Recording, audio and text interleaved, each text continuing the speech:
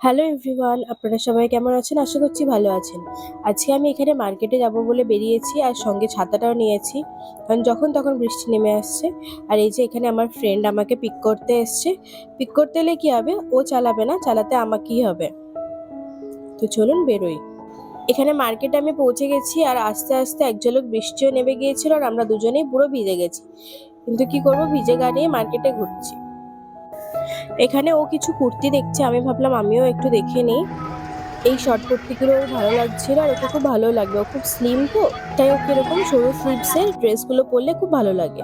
আর আমিও মায়ের জন্য এখানে কিছু কলারওয়ালা কুর্তি দেখে নিচ্ছিলাম, তো আমার এটা পছন্দ হয়েছে, তো এটা আমি নিয়ে নিলাম।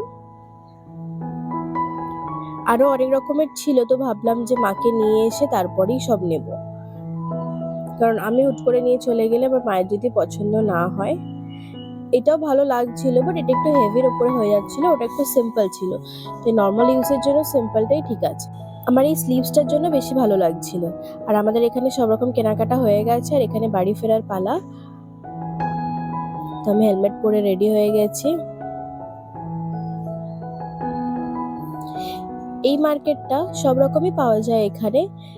তো এটা আমাদের বাড়ি থেকে একটু দূরে, আমাদের বাড়িটা ইস্টের মধ্যে পড়ে আর এটা ওয়েস্টে। তুই সচরাচর সবসময় এখানে আসা হয় না, বাট যখন আসি খুব ভালো লাগে এই মার্কেটটায় ঘুরতে, কারণ এখানে ওয়েস্টার্ন থেকে আরম্ভ করে ইন্ডিয়ান খুব সুন্দর সুন্দর জিনিস পাওয়া যায়।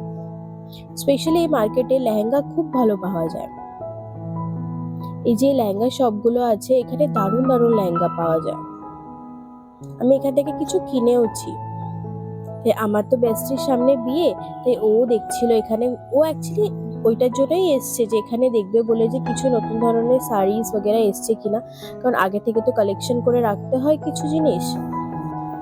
তো শাড়ি সেরকম খুব একটা ভালো লাগেনি, আর ওর মায়ের জন্য কিছু জিনিস নিয়েছে আর আমিও আমার মায়ের জন্য কিছু জিনিস নিলাম। আর দুজনে তার মাঝখানে হাজারো গল্প, যা হয় দুই বন্ধু দেখা হলে। নিজেদের যত অভিযোগ সব একে অপরের সাথে শেয়ার করা, আর আরো অনেক কত গল্প, কত কাউকে নিয়ে কাকে কিরকম লেগেছে, কার কথা কি খারাপ লেগেছে, কার কথা ভালো লেগেছে, আরো সব কিছু নিয়ে আমাদের গল্প তো সারাক্ষণ চলতেই থাকে। সবের মাঝখানে আপনাদের তো বলাই হয়নি, আর হাতে খুব বেশি সময় নেই, ওর কিছু মাস পরেই বিয়ে। তাই সব আনন্দের মাঝখানেও কিছু দুঃখ আছে যে ও আমাদের ছেড়ে চলে যাবে। তবে খুব বেশি দূরে যাচ্ছে না, ওই ঘন্টা দেড়েকের দূরেই যাচ্ছে, কিন্তু যতই হোক একসাথে একই বিল্ডিং এ থেকে যে বড় হওয়া ছোট থেকে, সেই জিনিসটা তো আর পাবো না। তাই আমি ওকে বলতে বলতে আসছিলাম যে আমার দুঃখ হলে আমি এবারে কার কাছে যাব ছুটে বলতে। তো আমাকে বলছিল কি হবে, ফোন করে নিবি। তো এইসবই গল্প করতে করতে আমি আজকে ওর বাড়িতে এলাম, কিছুক্ষণ বসবো, বসে আবার বেরিয়ে যাব। আর এই যে এখানে ভাবছিল আমি ফটো তুলছি, তাই জন্য পোজ দিতে এসেছিল, কিন্তু যেই দেখলো ভিডিও করছি তাই এরকম মুখ বাড়ালো।